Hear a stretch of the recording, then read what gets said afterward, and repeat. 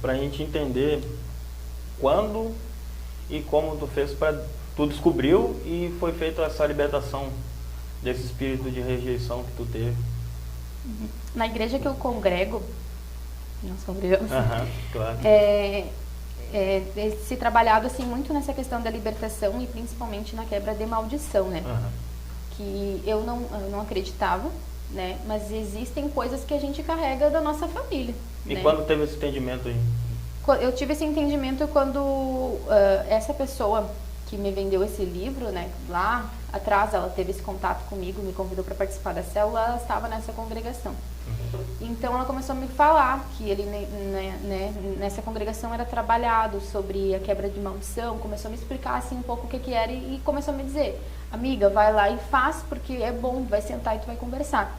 Então eu sentei com a nossa pastora e ali a gente conta fatos da nossa vida e ali foi identificado, né? Isso, então ali naquela quebra, ela foi rejeitado aquilo dali e ela me ensinou a orar todos os dias, né, rejeitando e renegando aquilo dali para que isso não viesse mais ter atuação na minha vida. E assim, quando você fez essa quebra aí, né, igual tu falou, só para o pessoal ficar atendendo, né, que a gente tem público aqui que acredita, que não acredita, tem público aqui de diversas religiões, até vamos dizer assim, né, a gente não é religioso, sabe? Mas a gente tem a nossa fé firmada no Deus da Bíblia, né, em Jesus. Então só para o pessoal de casa entender, não é referente a essa quebra que tu falou que faz. Como tu disse, quebra de maldição, como é que foi esse processo? Foi imediato? Foi algo instantâneo e tu fez uma vez ou foi necessário tu ainda ficar por um período? Ficou mais fácil? Ficou mais difícil? Teve que ter acompanhamento ou não teve que ter? Fala pra gente aí como é que foi isso. Na verdade, a quebra de maldição é feita uma vez só. E tu é ensinado a estar em constante vigilância e oração sobre aquilo que foi quebrado na tua vida, né? E o processo da libertação, ele não acontece como um passo de mágica, assim, né? Não acontece do dia para a noite. Ele é um processo, né? E isso eu não conseguia entender. Eu achava assim, a pessoa entrou hoje, né? Alguém orou por ela, aquele demônio tem que ir embora. Mas às vezes aquilo que ela carrega é tão forte que se for retirar tudo de uma vez só, o corpo físico dela não aguenta. Né? Então Deus é tão sábio que Ele vai removendo aos poucos, né? E conforme a nossa maturidade, conforme a gente vai crescendo em Cristo, aquilo vai sendo removido, né? E então existem coisas que na hora que você está conversando com essa pessoa que vai ministrar a libertação, você não lembra. Mas aí depois, uma semana, um mês, um ano depois, tu lembrou, tu tem a autoridade de falar, não, eu rejeito e renego isso em nome de Jesus. Entendeu? E aquilo dali tem que deixar a tua vida, porque é uma atitude que tu tomou, né? Só para o pessoal poder entender, existem vários espíritos, né? A quebra seria, por exemplo, o espírito de rejeição, seria uma quebra, outro espírito, outra quebra ou não? É para todos? Como funciona? É para todos. Todos? Para todos. Né? Porque a ação maligna, na verdade, são espíritos, né, que ficam tentando ali impedir e empacar a nossa vida. O que Satanás quer? Ele quer roubar a nossa felicidade. Sim. No momento que Jesus Cristo ele venceu na cruz, a gente tem o direito de ser feliz. E a libertação, ela nos traz felicidade, né? Ela nos traz vida plena.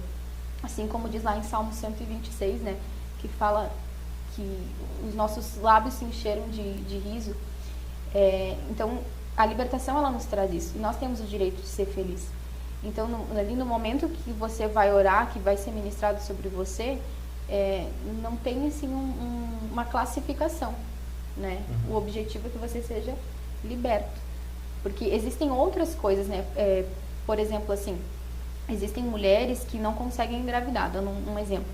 E ela pergunta assim, faz todos os exames, ela não tem problema nenhum, ela não, né? O médico não encontra nada, a família dela... Até então todo mundo conseguiu, né, ter família e coisa, e ela não consegue entender por que ela não tem filhos. Eu estou falando isso porque eu já conheço casos que aconteceram. Aí no momento em que ela conversa com alguém que tem, né, esse conhecimento na libertação, que tem uma autoridade, né, que busca isso, ela começa a ser questionada, né? Daí muitas vezes a pessoa assim, não, mas não tem problema nenhum. Mas na família dela alguém participou de uma guerra, teve derramamento de sangue, né? Ou alguém da família dela matou alguém. Isso são espíritos de morte que agem e aí não deixa que seja gerada uma vida no ventre da Isso mulher. vem de gerações, então. Vem de gerações. Da família. Assim como as bênçãos, ela alcança a geração, a maldição também alcança a geração. Então tem coisas que atuam na nossa vida que veio dos nossos pais, dos nossos avós, dos nossos bisavós, né? Pessoas que tiveram talvez contato com alguma coisa, com ocultismo, fizeram algum pacto. Se isso não for quebrado, isso pode ter sim uma ação na nossa vida, né? A partir de quando é feita a quebra, a minha geração se corrompeu. Não vou ter problema nenhum Sim. mais. É isso? Sim, Tá. para em você. Para em mim. Ah, tá. Cara, isso aí é o que a gente chama de maldição hereditária, né? Uhum. É algo muito interessante que a Thalissa está falando aqui, só para você que está de casa aí acompanhar, né? A gente vê um pouquinho assim o que está na Bíblia, né? Conforme a Bíblia, né, os ensinamentos que a gente vai vendo, chega um momento que a gente percebe que a gente é o templo do Espírito Santo, sabe? Jesus fala isso e tem outras passagens também que é relatado sobre isso. Né? Tem uma passagem que fala, né, que se uma casa está vazia, né? Por exemplo, se ela era habitada por um demônio, né? Esse demônio sai, essa casa fica limpa, adornada. E ele retornando, né, para aquela casa, encontra vazia, ele volta ele mais 7, né? Então, eu acredito que essa parte de libertação, né, que a gente está tratando aqui, de quebra de maldição hereditária, é muito importante a gente tentar acompanhar, né? Não sei se a Thalissa concorda. Verificar um passo a passo que tu pode fazer é tu ver o teu histórico familiar, né? Tu ver sua árvore genealógica, né?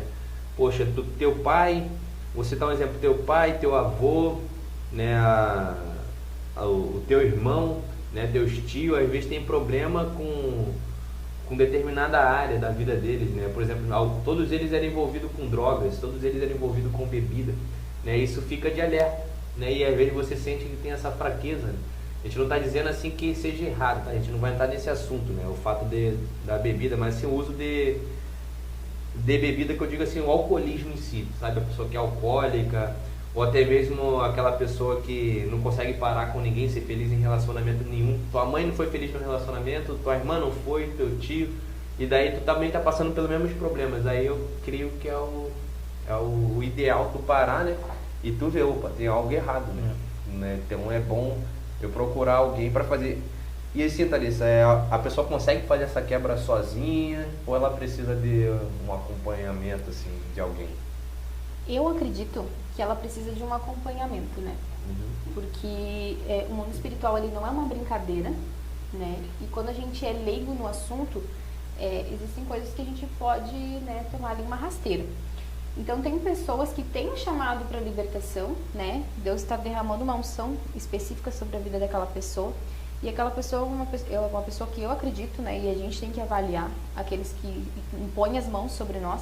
Se tem uma vida com Deus, né? Se tem uma vida reta diante de Deus, se tem intimidade com Deus, porque aquele que vai estar ministrando libertação, ele precisa ser uma pessoa preparada.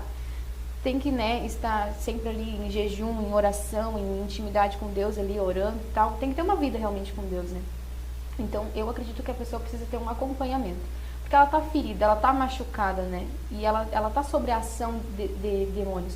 Então, ela precisa de uma pessoa que vai ajudar ela, né? E vai ajudar a entender. Porque muitas vezes a gente não consegue entender. Tipo, eu não entendi isso que estava acontecendo comigo. E eu me criei dentro da igreja, entendeu?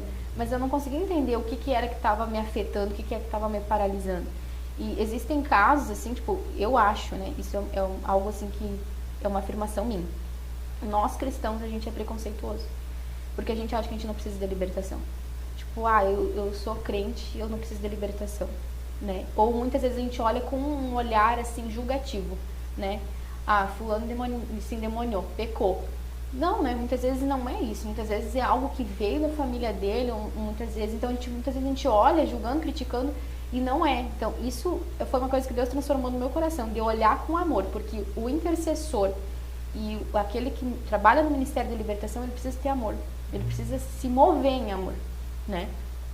Então, eu vejo isso e aconteceu um caso próximo, assim, a mim também, eu não vou citar nomes que eu não pedi autorização. Depois que eu fiz a minha quebra, aquilo foi tão bom, eu comecei a entender, sabe? Parece que me abriu os olhos, assim, e eu comecei a romper em alguns sentidos na minha vida. E daí eu peguei e disse para uma pessoa assim, fulano, teu pai e tua mãe são separados, e teu pai assim, tem histórico assim, de ter contatos com várias mulheres, com prostitutas, né? E a tua mãe também não conseguiu ter um relacionamento, quem sabe tu vai e faz, né? E a pessoa disse assim, não tem nada pra quebrar, não. E eu respeitei, né, a opinião. Depois que essa pessoa foi e fez essa quebra, ela chegou em mim e disse assim, cara, tinha mais coisa que tu, né? Porque o que acontece, né, na libertação, fica na libertação. Se você quiser contar, você conta. E eu tinha contado. E essa pessoa veio e disse assim, caraca. E aí tinha acontecido algumas coisas, assim, começaram a acontecer. Tipo, essa pessoa, ela é do sexo masculino. De acontecer, assim, coisas no meio do trabalho dele, assim, que ele chegava e me contava, que era nítido, assim, sabe? Um ataque, uma tentação para que ele viesse cair nas mesmas coisas que a família dele tinha caído. E aí, ali Deus começou a tocar no coração dele, né, e a mostrar. Então, para ver quanto é real, né, esse mundo espiritual que muitas vezes a gente ignora ou a gente não busca entender até por medo. Que o medo é um empecilho que Satanás usa também para nos paralisar.